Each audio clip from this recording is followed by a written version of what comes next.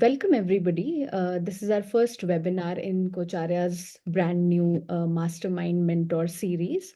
And the purpose behind this series is to connect you with top industry experts and successful leaders who have mastered the art of guiding others. And hopefully you will gain some insights during this webinar. Now, one of our panelists for today's webinar is facing some technical challenges, but he'll be here with us shortly. Till then, I'll just take a few minutes to take you through two programs which we have coming up. One is the ICF Level 1 program starting on 7th March with Richa Chadha and Fiona Gomes.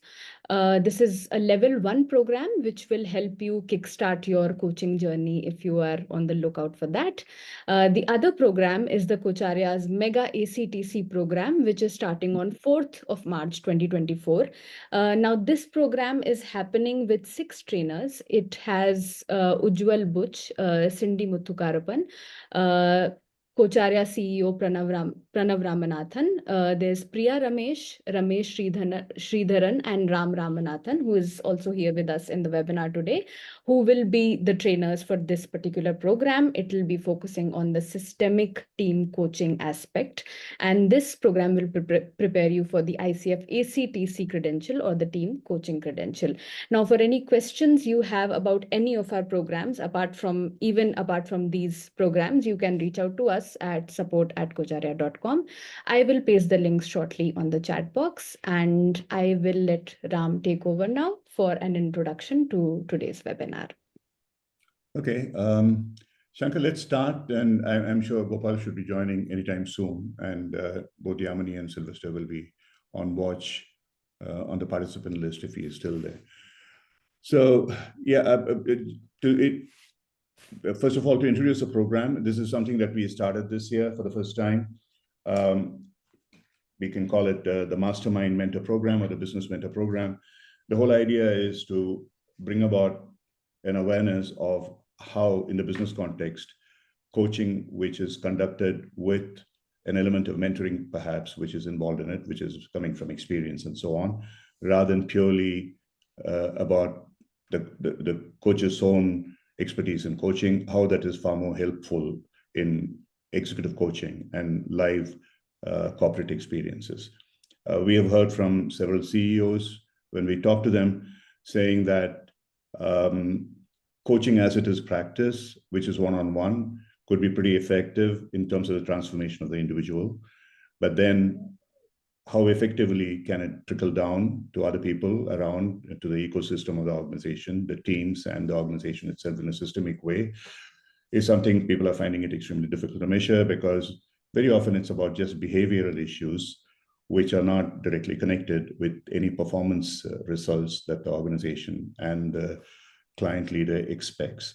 So when we coach with a bit of a mentoring focus, that there is clearly a solution that is required, but it may not be the offering of the solution by the coach, but helping the client create awareness to that coach, which is what a coach does. It becomes much better. And so that's what we are trying to showcase with people here. Many of them may not necessarily be coaches, but who have had tremendous amount of experience and therefore have inspired many people to follow them. And that is how this program has started. So we have now with us Shankar. Shankar I have known for a long time. He is ex-Levers, as would the other speaker, Gopal, who's probably trying to join this session now, having some difficulties. And to start with Gopal, who's not here first, and hopefully he'll join soon. Gopal was my mentor boss, as he was with Shankar for me for several years, and I immensely benefited my interaction with him, even though it wasn't any kind of a formal coaching, but in terms of from time to time mentoring in terms of what I was doing, and which was done in a way that was done in a extraordinarily powerfully psychologically safe space, as a coach would do. Shankar is a Lever veteran and then joined Tata's, and then he used to be the CEO and MD of Tata Rallis and held other functions. And now he's on his own doing both NGO kind of work, teaching, as well as consulting work. And the conversation is not merely about what the person who's been mentored is benefiting from the mentor, but also how the mentor himself, herself also benefits from the interaction. This is a mutually learning process, mutually growing each other's capabilities and skills and improving one's behavior. So Shankar, if you could briefly introduce yourself, and let's hope that we are able to get Gopal in soon. Sure, thanks, Ram. Hello, everyone. Gopal should be joining anytime soon. Let me use this opportunity to tell a little about my journey and then what we hope to cover in this webinar, and then open to interactions and learning from all of you as well. I think Ram has pretty much covered my journey. Most of it was between Unilever and Tata Group, roughly about 18 years each. And in Unilever, of course, where I was in the early part of the career, I moved various roles. And my last role was in the fertilizer business. I was running the fertilizer business. Those of you who are familiar with agriculture, it had the famed Paras brand. And Levers, as you know, is a brands company. And in Unilever, we were the only fertilizer business in the world, and Unilever decided to house it in a proper home. And that's how our business moved to Tata Group in Tata Chemicals. So I moved with the team to Tata Chemicals, and then from there I moved to Rallis. In Rallis, I had a long, satisfying journey of over 13 years. And during those 13 years, a bulk of it, I had the opportunity of working very closely with Gopal, who was the company chairman. He was the chairman of the board, where I was the MD and CEO. And we had a phenomenal journey in Rallis because the time I came into Rallis, it had suffered its worst ever loss of over 100 crores in the year 2004. And I joined in 2005. And Gopal actually did a brilliant job in turning around the company, setting the needle the other way. And then we never looked back, actually. The next 10, 12 years, it was a phenomenal journey. And during the course of this over a decade, working closely with Gopal, there were many learnings I had, many examples I can fondly remember. And in the time we have today, we have limited time. I'll try to talk through a few of those examples on what happened and how through those stories, if you can call it that, the kind of mentoring really happened between Gopal and me, and how it really benefited me, and how that influenced my own behavior, and the way I could then try to pass it down amongst my team members and in the company. So hopefully that's what I'll try to cover. And in the process, while some of the things I will talk about, they could be in the public, they will be in the public domain, they're dated. So more than the specifics of what I say in terms of stories or examples, I think if you can pick out the concepts or really the nuggets of experience which it embodies, and you can actually pick one or two of them and find it in relevance to yourself and in your own life, I think we'll find this session very valuable. So, and of course, I'll be very happy to interact with all of you, try and see the questions you ask, whether we can probe them deeper. So back to you, Ram. In case Gopal has already joined, we can. No, he's still struggling. Evidently, I don't know, this is the first time that we have faced this problem. Zoom is asking for a password. Did you have a password by any chance? No, I just used the link which you sent, and then it just went through. Anyway, someone in the audience, if you know how, for someone who doesn't have a Zoom account, who can join, was there a password that was given to you as a participant? Would be tremendously helpful if you can post that, because our main speaker today, so no password required, but for whatever reason, he is not able to join. Okay, so that's a sad part of it. Okay, so let's carry on. I'm sure, I'm very hopeful the universe conspires to make these things happen, and I'm sure it'll conspire to unravel that as well. But Shankar, one of the things, if you remember, one of the times when we both interacted was in the time when I coached somebody in Rallis at your behest.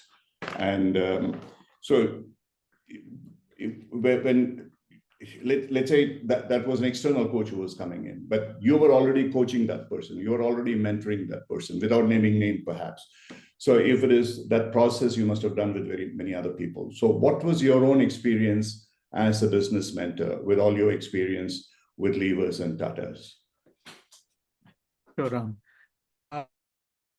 In levers, of course, I had the benefit of attending a couple of courses in Kulita, getting trained formally on coaching and mentoring. And coming to Rallis, one of the things, since I was getting the benefit of getting, if you can call it mentoring benefit and coaching sessions from not only Gopal, but a couple of other members on the board, and I found it quite beneficial. At a point in time, I said in Rallis to the team, and I started with the top 20 people in my team, from senior management and high potential middle level managers. I kind of had a session with them and told them all about mentoring and how it could benefit them and how it could help them in developing their self and also adding value to the business. And one of the things which I really stressed was to say that in a mentor-mentee relationship, it is the mentee which plays the biggest role, in the sense that during the sessions, it'll be the mentee who is talking most of the time and not really the mentor. The mentor would really help the mentee try and see certain blind spots, try and see where the potential is getting locked and try to unlock it, try to show different directions. And therefore, it's very, very important for the mentee to be able to have that kind of a relationship with the mentor. So I also, in those sessions, spoke to them about the importance of trust. You also mentioned it in one of our talks. It's very important that between the mentor and mentee, there's this element of trust. And particularly from a mentee point of view, trust is very, very important because the sessions, the mentee has to open up and really engage. And for that, there needs to be the element of trust. The second reason I would think trust is very important is because the mentee has to have that comfort that in the mentor, he or she sees a person who can offer valuable guidance, and therefore that respect factor has to be there. So that's very important from a trust point of view. And last but not the least, and this is very important, since sensitive issues could also be spoken about, and that's where the value really gets unlocked, there must be this sense of trust or a sense of comfort that this person is there to support, and there is someone who will really have my back. And that is very important. And therefore, this trust relationship is very, very important. If I were to just take my own example with Gopal, I know Gopal is not here, but in a sense, it's good because I don't want to embarrass him. Now, Gopal was not only director of Tata Sons as well as the chairman of Rallis, business Hello. leader and a CEO, both in India and overseas operations. So he had been there, done that, and therefore I knew that here is a person who would have the bandwidth. Sorry. No, nothing at all. Please carry on. Second thing is that since our backgrounds were similar in terms of being in similar corporations, I knew him from the past. I knew of him too. And therefore, there was already a sense of comfort. And the other one, and this is very important to those of you who have not had the fortune of meeting Gopal already. Gopal is one of the most, I would say, uh, bright and creative minds I've come across, and always bubbling with curiosity and ideas. And therefore, you engage in a conversation with him. He asks you 10 different questions. He throws 5 different ideas at you, and he also picks up a lot of things from you. It's very engaging. And though I did not really have a mentoring contract with Gopal, and because of the person he is, I used to actually regularly swing by Bombay House, which is, as you know, the Tata headquarters, and have chat sessions with Gopal. And I actually had a notebook written RG, his initials, and I used to use that notebook only for meetings with Gopal. So I had my notes, whatever we had discussed, whatever points, and I used to go through previous ones and have these chat sessions with him every time we met. And it is during those sessions we would discuss. I would bring up some topics which I had come prepared, some things I was getting stuck on, something new thoughts I had, and it would be really brainstorming sessions, and that's the way our sessions went. And during many of these sessions, new thoughts, new ideas came up, which helped me to progress certain things which we were doing in the company on different leads, different paths. And for today's session, I picked up 2 or 3 of those, and then I wanted to talk through those and how it actually evolved, and what are the mentoring kind of nuggets which come out of that, and maybe allow you to reflect on those, and really listen to your. So Ram, I had a couple of examples. So should I start on those, or would you Yeah, like? no, please. I was about to say that, Okay. especially if they're also about your mentoring other people. And of course, some of it may be you being mentored by Gopal and others. A combination of that would be fantastic. Okay. So to Ram's earlier question, so therefore I'll come back to my own mentoring lessons. But because I was benefiting by these, so I told the team that I would like to start a mentoring program within Rallis, and you are the first 20 I have chosen.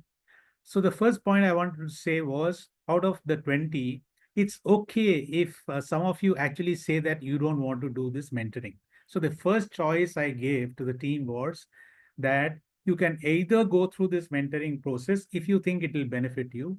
If some of you decide that you don't need it, it's okay. I mean, I'm not going to hold any negative points. It's fine. If you think that you know your potential, you're delivering your best, you don't need somebody to guide you to unlock your potential, it's fine.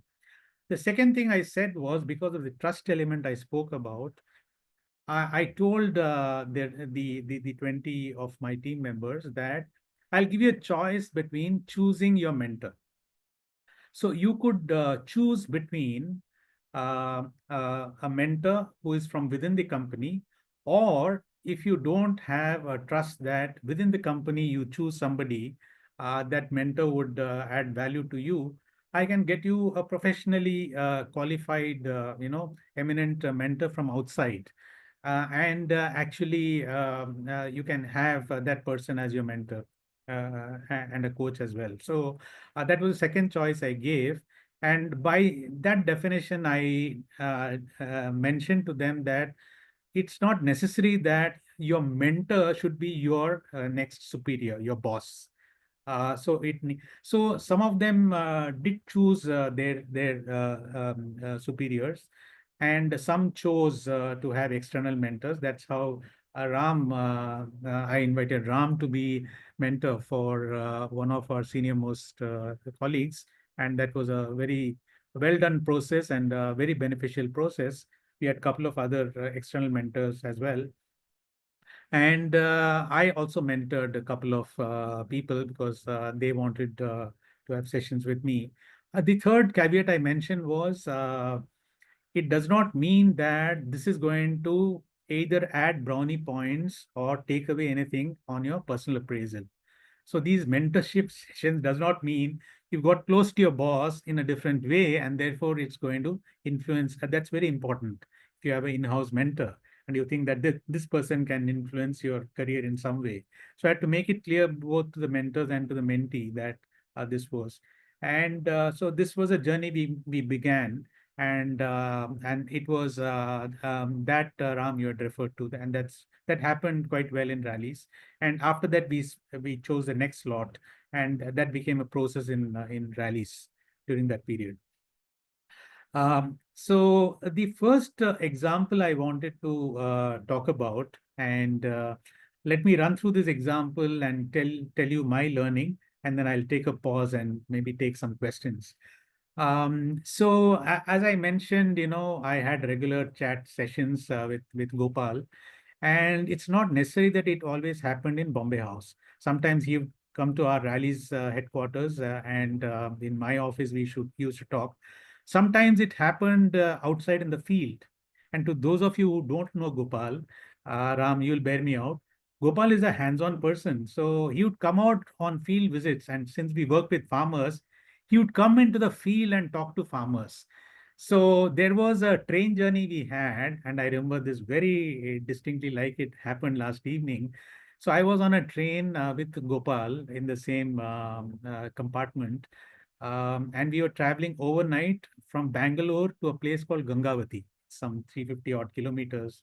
That is real interior Karnataka, where we were launching a product. And this is Gopal for you, chairman of Rallis, already a big position. Boards on many Tata companies, director of Tata Sons. I don't know how he really found the time to do such meaningful engagement. And so he came for the launch, and we had Japanese partners. Japanese senior leadership was also there. And during the course of that evening, we talked about many things sitting in the train while waiting for dinner. It was an overnight journey. And one of the things I mentioned to Gopal was about customers, in our case, farmers. Farmers are our users in Rallis. So I was talking about farmers. And I mentioned to Gopal about our farmer contact program.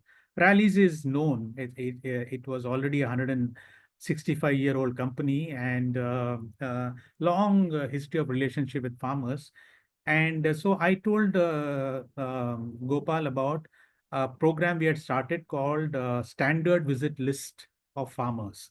And what we actually did was, for a team of farmers, a group of farmers, or what we call Standard Visit List, we had the details of these farmers, and our team would actually go and visit them at regular frequencies and actually engage with the farmers and teach them good agriculture, good package of practices, and help them improve the package of practices and really build a very intense, deep relationship. So it's like having your very, very loyal set of customers. And so I mentioned this to Gopal, and he got very excited. He said, this SVL sounds like a great thing. So how many farmers do you have on your list? And I said to Gopal, and I was very proud of it. I thought it was a big number. So I told him, well, it's 20,000 farmers we have. For those of you who know Indian agriculture, we have more than 120 to 130 million farming households. So you can see the number in that context. Well, 20,000 persons to contact regularly is itself a big number. He said, 20,000, what do you have here going is a great thing, but 20,000 is a very, very small number. And Shankar, I would really like to see you go up to 100,000, 1 lakh. And within a very short time frame, work out your plan, because you really need to scale this up to really see the impact of it on happening on the business. So to me, it was a staggering number. It was a jolt, but as usual, I normally heard his ideas and used to sleep over it. So I went back and sat down with the team on how are we going to scale it up from 5 times. I said within at least 3 months, 6 months, we should get at least double the number, if not 5 times. So we were working on that, and time flies fast. The next board meeting just came.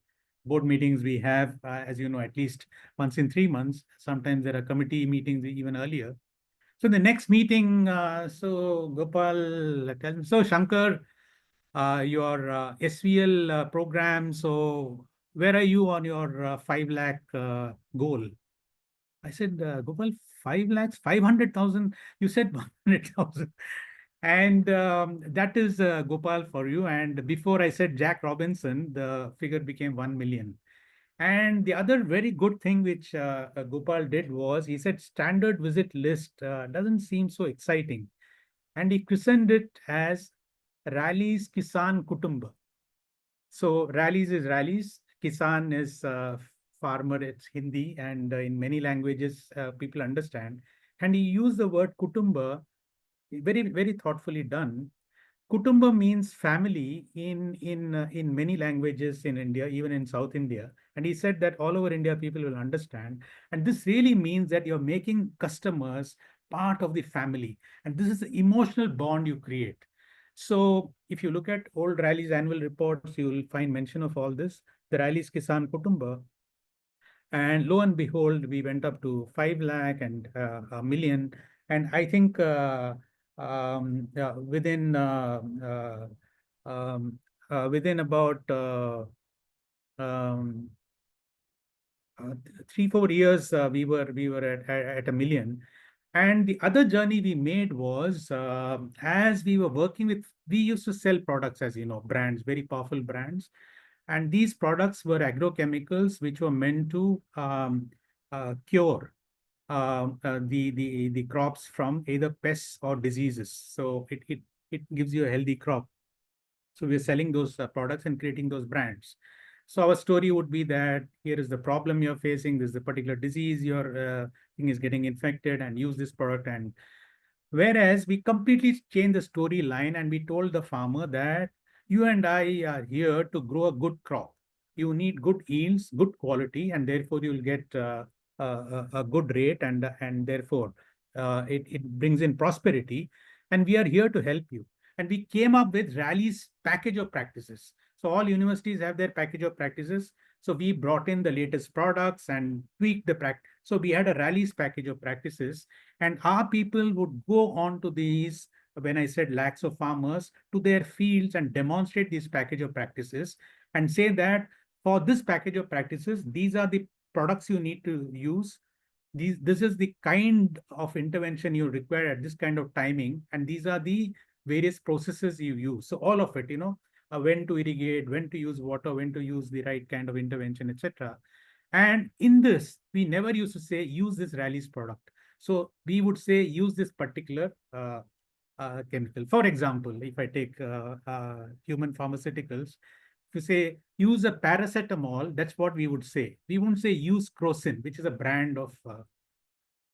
So when farmers saw that this is actually benefiting them, and there is authentic interest in making them prosper, they would obviously go to the retailer and ask for the Rallis brand of that particular product. And that's how it grew.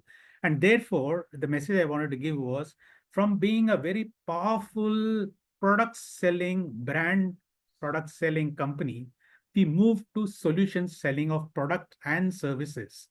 And this we called as Rallis Samriddha Krishi. So if you look at the annual report of Rallis, I think in FY 17 or so, the cover itself talks about Rallis Samriddha Krishi.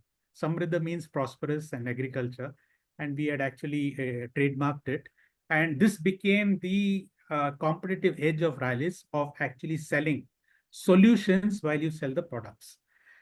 The nugget for me in this is how this kind of mentoring in a very informal, in a very non-challenging way, helped me to open up my own mindset of starting to think big in different ways. So a couple of examples of how it kind of influenced me, and I'm going to stop here.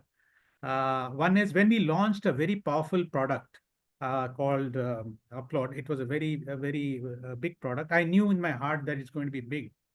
So I told the team that this is a product, we are going to put all our best foot forward, and we had Japanese collaboration. I told my team, and as well as the Japanese collaboration, our goal, and we're going to target for 1,000 kiloliters. It was a really big number. We've never seen that kind of a number. The Japanese themselves were astounded that we are looking for such a big, they of course delighted. And if memory serves me right, we did go in that direction. So that was one.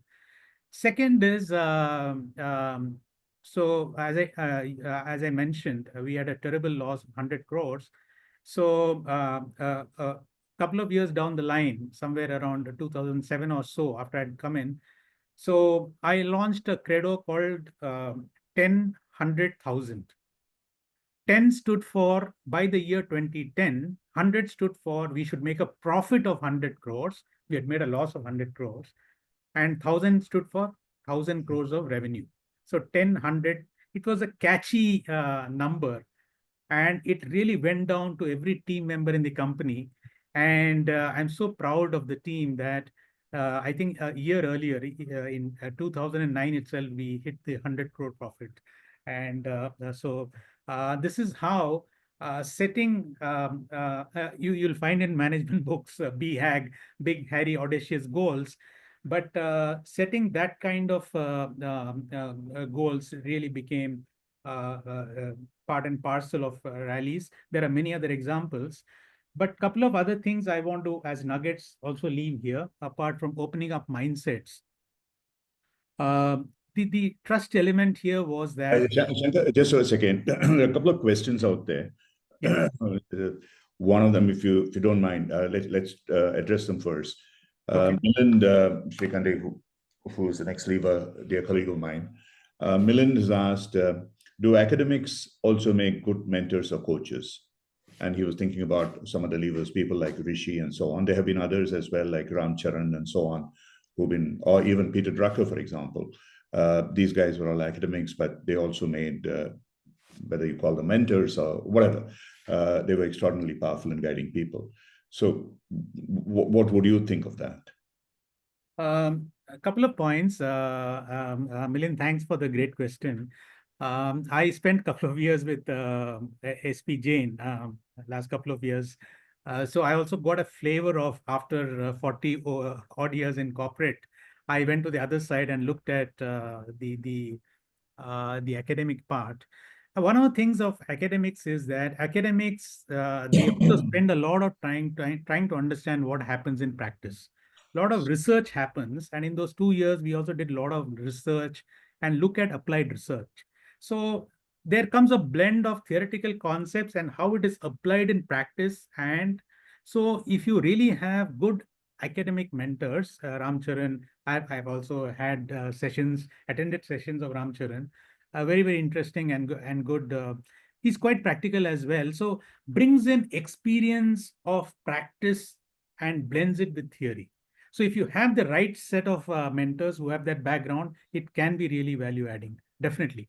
And of course, practicing managers, they bring in their own practice. That's when I said, talking about trust, you need to have that respect that you are with a mentor who you think will be relevant to you, who brings in that kind of bandwidth.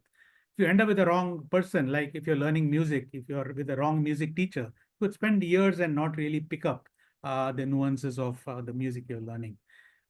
So that's really my take on that. Yeah.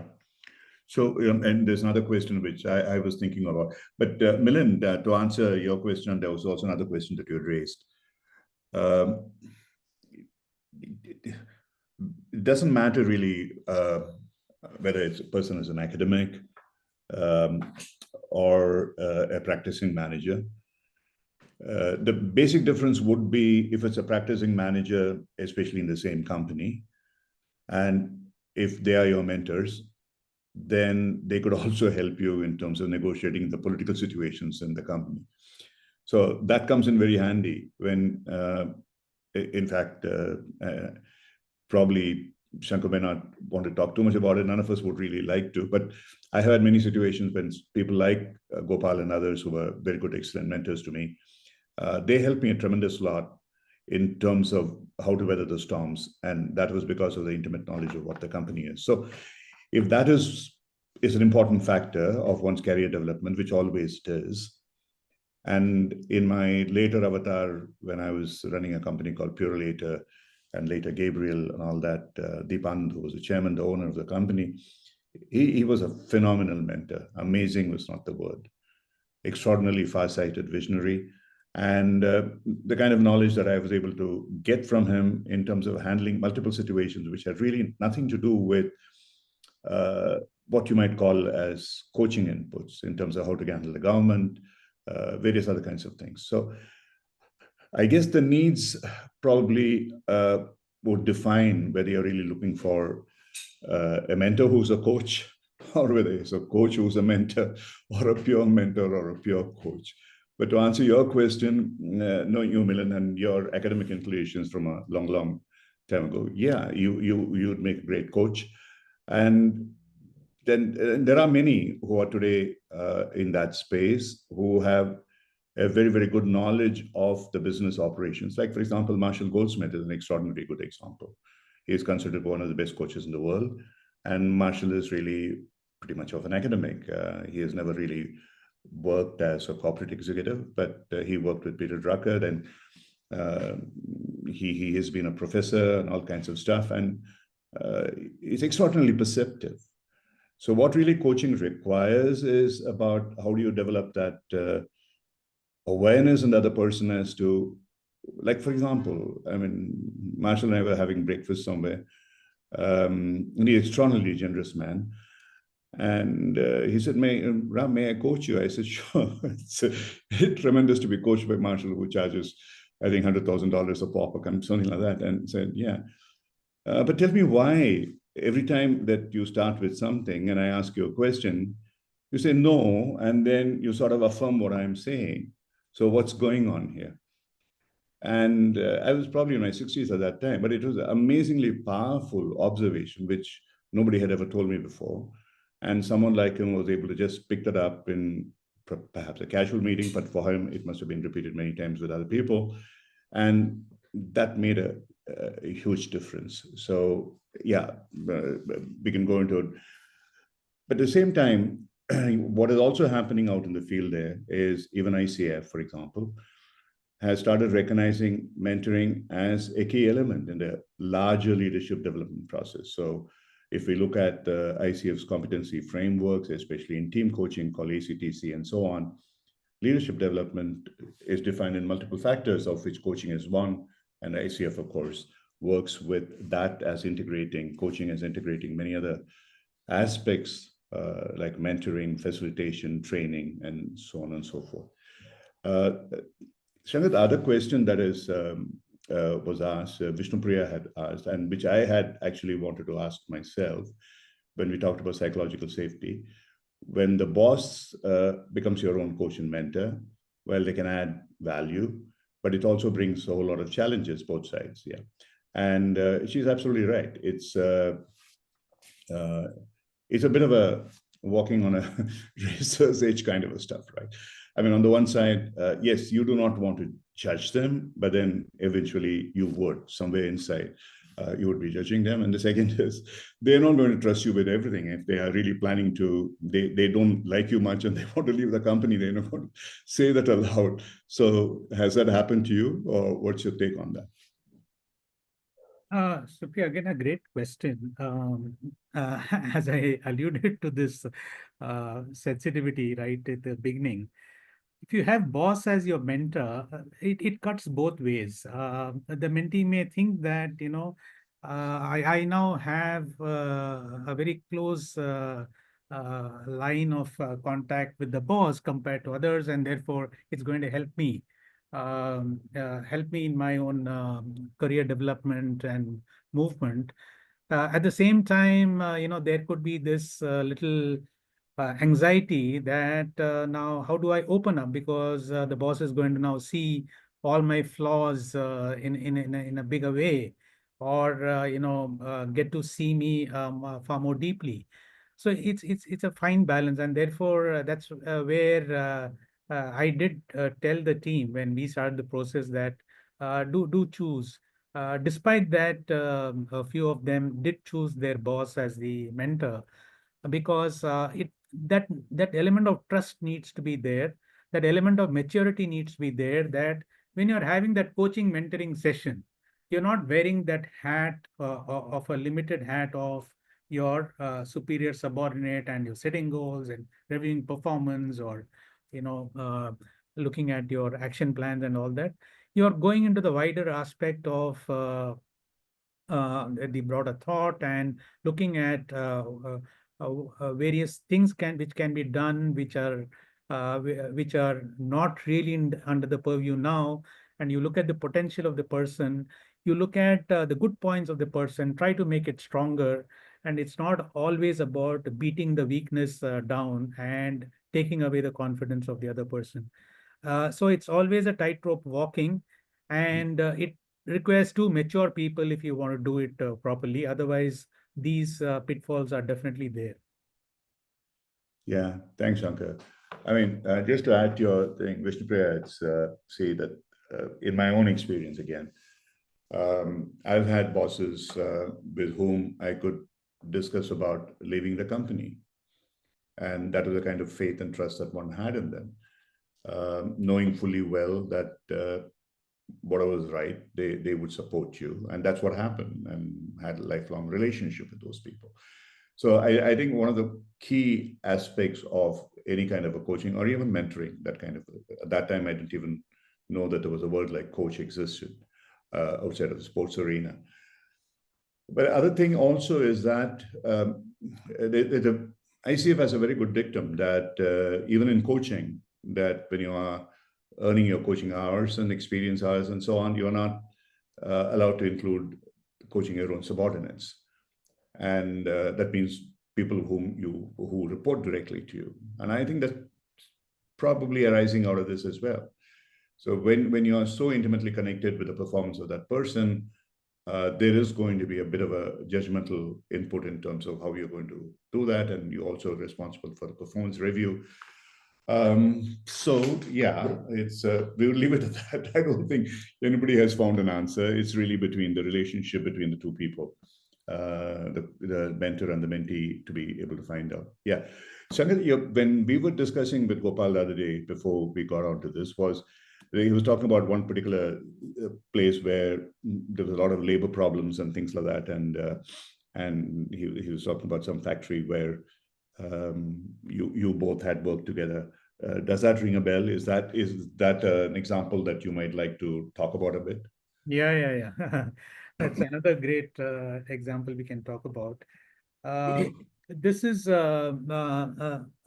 if I call the first one as the mentor opening up mindsets and making you think differently, think big, in a sense. This, I would say, the mentee nugget is how can a mentor nudge you in a different direction, of course, the right direction. So again, apologies for that. I'm again talking about a specific industry because that's where the example is coming from. So when you look at agrochemicals, which is what Rallis is the leader in and makes, agrochemicals, there are different kinds of products and they go by levels of toxicity. So the law actually grades them into 4 groups depending on the level of toxic. The highly toxic to the least toxic.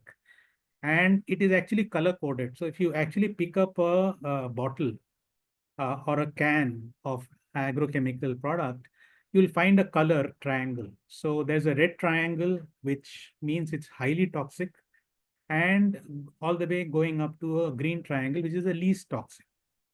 Okay. So I'm talking about roughly 2 decades back, where there were a lot of red triangle products in the industry. So it was all permitted by law. I'm not talking about doing anything, outside the law. And they were very, very good brands and very established brands, and farmers really like those products. Only thing that you have to handle it in a particular way, and you have to give the right dosage, and they are highly toxic. So in Rallis, Rallis was a brand leader, and we had a very, very powerful brand and called Tata Mono, and it actually stood for a chemical called monocrotophos. It was a red triangle product in those days. Okay. Ram, the example you are very familiar with because you and Gopal are creators of that, is the Dalda brand, So many people don't know Vanaspati. They say, aha, Dalda. I mean, why are you talking about Vanaspati? Tell me Dalda, I understand. So Tata Mono was something like that. So, and of course, a big contributor to the top line and bottom line. So when we were having these kind of chats, so suddenly this idea came up that as rallies, why don't we exit red triangle products and move towards blue and green? A very radical thought, because it means almost cutting off your right arm uh, and maybe your right knee downwards, because the top line and bottom line impact is heavy. But isn't this the right thing to do? Many times in Tata Group, the thought process revolves around what is the right thing to do, not necessarily how it impacts you immediately. So my immediate reaction was, Gopal, what happens? It's not that we can easily lose. I mean, we've come out of a loss. We are now going forward. We are moving towards leadership once again. Now, this is not a time to lose 15, 18% of revenue and good chunk of the bottom line. And in any case, we teach farmers what to do, and we follow all the regulations. But this, it's tough. But this conversation carried on, and we really took that hard call. Let us exit. And what happened was, one of our, iconic factories actually produced these couple of red triangle products. And what it really meant was not just exiting some powerful brands, but actually shutting down a factory. And I'm talking about, almost 18, 20 years back, when, there were also powerful unions, and therefore it was not. So it was a very, very hard call. And this is where the trust element is very important, because when me and my team, we got down to doing this because we knew this was the right thing to do, it meant a lot of tough things for the management. One is exit these. Second, nobody is going to accept a drop in revenue and profits for all times to come. So you have to put it back, but put it back in blue and green products, which by definition will be expensive. And therefore, you really need to work very hard with the farmers to say how it's good for them, good for the soil, good for the crop, and overall, that's going to create value. And thirdly, there is this biting the bullet of how do you really, disengage from a factory? How do you relocate the people? How do you show them the way forward in a way, in a humane way, which is what we were known to be doing. And this is where the trust element is very important, because Gopal and the board were very kind in looking at there could be repercussions and there could be short-term impacts of, and they took a very humane call on the targets we'll have, the goals we have, and the kind of package we put together for the team who had to be restructured was kind of generous than what the industry did. And all in all, it took us in a very, I'm so happy that, we followed that path, which is nobody pushed us to do it. I mean, this is something like, I think in Hindi, there's a proverb that apne pav par kuladi marna kind of thing, or you sit and chop off the branch of the tree where you're sitting. What has happened is, since then, the government has come in and banned some of those products. So we took action, you could say 3, 4 years ahead of time. So we were ahead in the curve. The product we launched was a green triangle product. It had come in and established very well by the time. And our portfolio became a very sustainable portfolio. Sustainability, which is so much today, that was not a fad or a theme in those days, but we took steps in the sustainability direction, and that completely changed. So there was this trust element, there was this element of, again, moving in a different direction of the portfolio, which was not the start point. Just like in the earlier example, the start point was not moving from product to a product and services thing and coming completely having a different competitive advantage. Here also, the start was, let's do this right thing. but it took us to a different competitive advantage because we were in a sustainable product portfolio. We were in a better product portfolio. I think, and those were some of the nuggets which came out of that. Thanks, V.Shankar. But thing is that this also sort of exemplifies the kind of culture that exists in Tata's, unlike in many, many other companies where whatever the company does is always taking very serious note of the human aspects of it, especially the employees who are considered to be the family.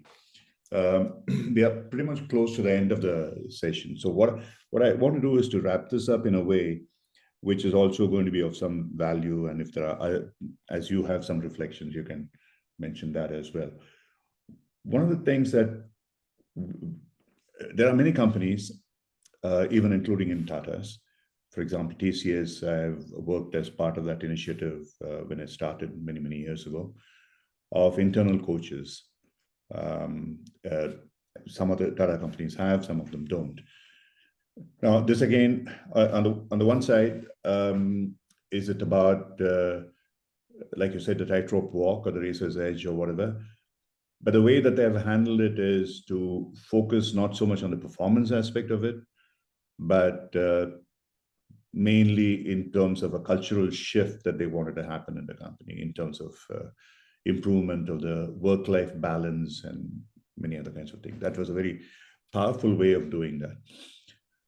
We also work with several companies today where we work with the company to develop their internal coaches. And that again, primarily helps them to focus on the behavioral aspects and what people call as people engagement, which became very popular after Gallup pointed out this in terms of applying that aspect of it. People who are engaged with the company are more loyal and the performance improves. Otherwise, there's a huge number of people who are sitting on the fence or sabotaging the aspects of the company. So therefore, irrespective of whatever, those of you who are probably in corporates and so on would, it would help a lot if you developed an internal coaching system, which is not purely based on performance issues alone, which then leads to conflicts about, hey, other challenges and stuff like that in terms of review, but something more and something broader than that. And the other is an area that we have been working successfully the last few years is in terms of systemic work, which is not just coaching one individual, but very often in teams when you want to achieve something, even in leadership teams. Very often companies talk about, we have a great leadership team, but when I work with them on the boardroom, they have daggers drawn. So, and even individually talking about it, there's a lot of difference of opinion and multiple things happen. They are not really emotionally bonded with themselves and towards objectives of the company. So if the companies focus on that with an approach, and if someone is familiar with the kind of company that it is, which is like the mentoring part of it in terms of skills, it would be tremendously valuable. So for those of you who are coaches out there, many of you are in this group, these are some of the things that you might like to keep in mind in terms of developing yourself, because for many coaches, not because, yeah, we certainly, that's part of our business, but the ICF's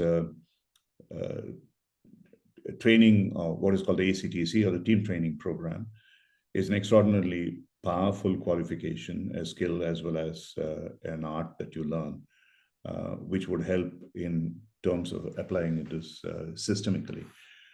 So apart from specifics, what do you as a total, as a person, as a leader, now you are doing business leadership in academics and so on,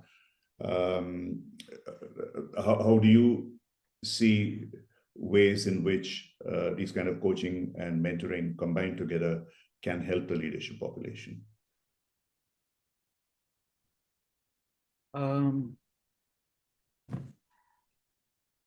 Just a couple of points. One is, I think for every manager, as one goes up the organization towards the senior leadership, coaching and mentoring is a given. If you want to rise in your organization, if you want to move up, it is imperative that you create that competence in your team so that somebody comes and takes up your role so that you can go up. So that's extremely important. So I think gone are those days, maybe 3-4 decades back, when people held secrets and keeping that information and knowledge within myself was power and sit in the same seat for decades. I mean, that's not really the thing. You need to really pass it on. And the faster you do it, the faster you move up. That is one. That is one I would really advocate.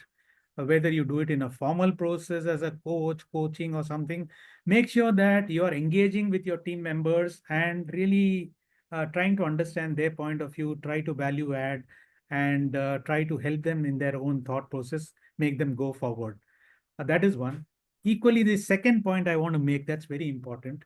Try and look at one or two elements of your boss's job and try to do it yourself, which means that prepare yourself for your next thing up.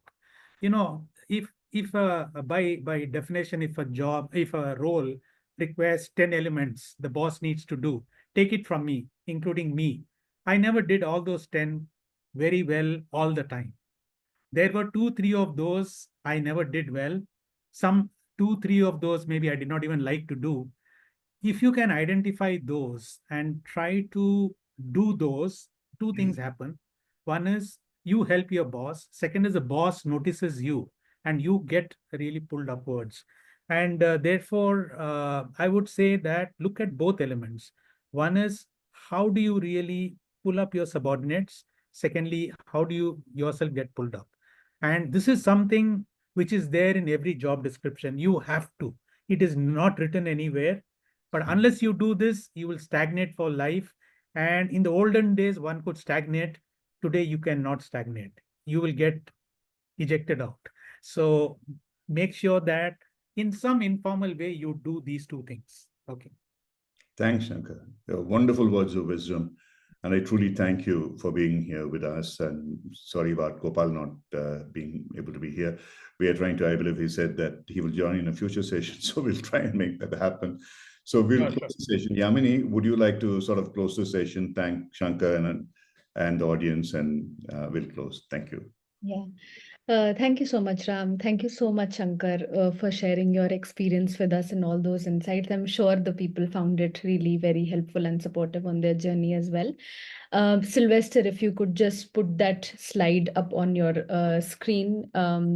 Thank you so much, everybody, for joining us today. I am just going to take 2 minutes of your time to announce these upcoming programs. Now, what you see on screen is definitely there. So this MCC program is happening with Cindy. So if you're somebody who, would like to focus on executive coaching, this is your program. And obviously, if you're looking to, upgrade your skills, if you're looking to go from PCC level 2 to MCC, which is the mastery level, this is the program that you should be enrolling in. Again, any questions if you have about our programs, feel free to reach out on support@coacharya.com. You can also, in fact, reach out to me directly at yamini@coacharya.com.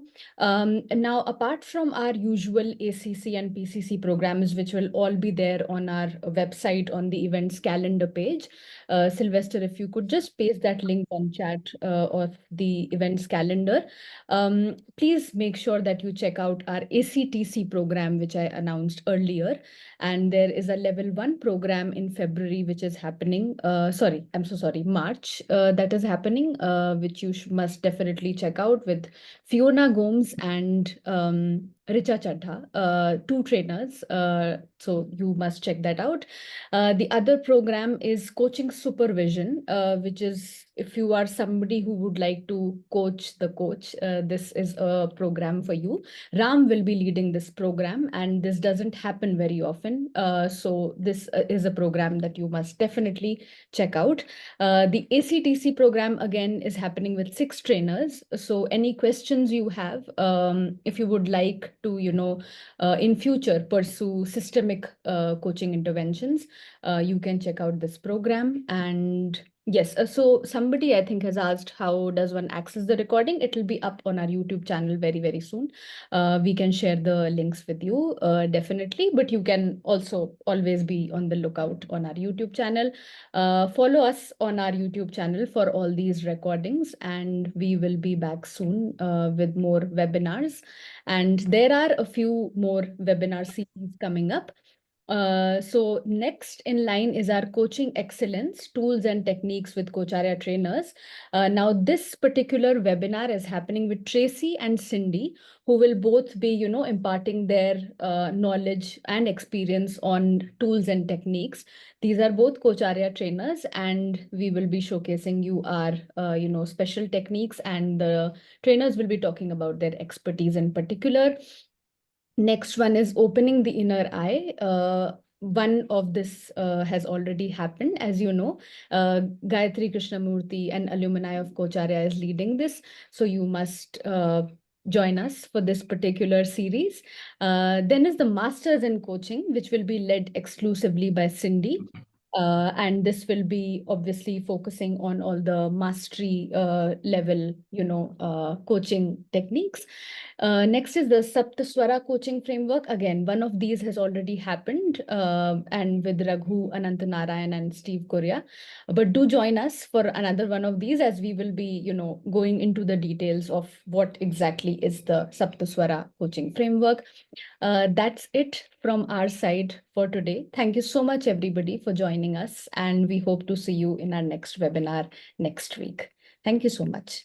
Thank you. Bye. Just for those of you, I mean, Shankar, for you also, this might be news, because one of our colleagues has just said that Zoom is acting extremely weird today, and that's why we probably have much less than what we normally have as audience today.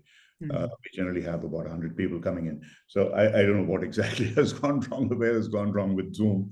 Maybe it suddenly changes protocol to sort of sabotage our webinar, but hopefully we will sort it out by next time. But thanks a lot. Thank you very much. Thanks all of you who have braved coming in through the Zoom problems today for the session. Thank you. Bye-bye. Thank you. Thank you. Bye.